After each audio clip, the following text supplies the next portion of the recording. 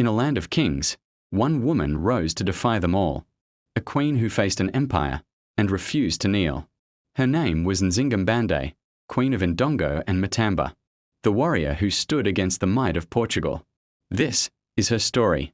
Born in 1583 in what is now Angola, Nzinga was destined for greatness.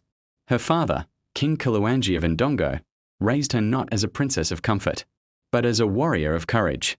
From an early age, she learned the arts of diplomacy, strategy, and war. She could ride, shoot, and speak Portuguese fluently, rare for her time. When her brother ruled after their father's death, the Portuguese invaded, demanding land, gold, and slaves.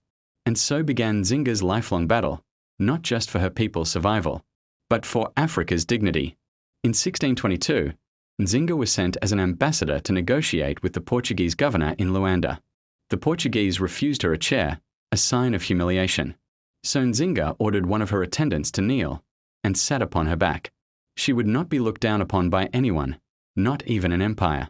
Her brilliance impressed the Portuguese, and peace was briefly achieved. But when they broke their word, Nzinga took the throne and vowed never to bow again. She formed alliances with neighboring tribes, freed enslaved Africans, and led warriors, men and women alike, against Portuguese armies. She moved her capital to Matamba, built new fortresses, and turned her people into a united force. Nzinga was not only a queen, she was a guerrilla strategist. When the Portuguese tried to capture her, she melted into the forests, launching ambushes, cutting off supply lines, and disappearing into the night. For nearly 4 decades, she outsmarted the empire.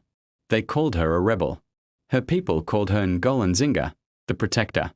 Even when she lost battles, she never lost her resolve.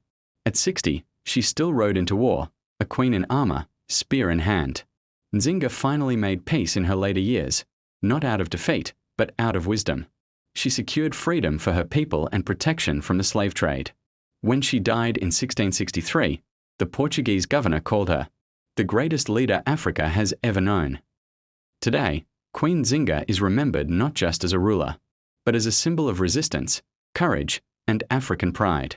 She fought an empire and won a legacy that no colonizer could destroy. Subscribe to Ancient Africa Tales and discover more stories of Africa's queens, warriors, and empires that shaped the world.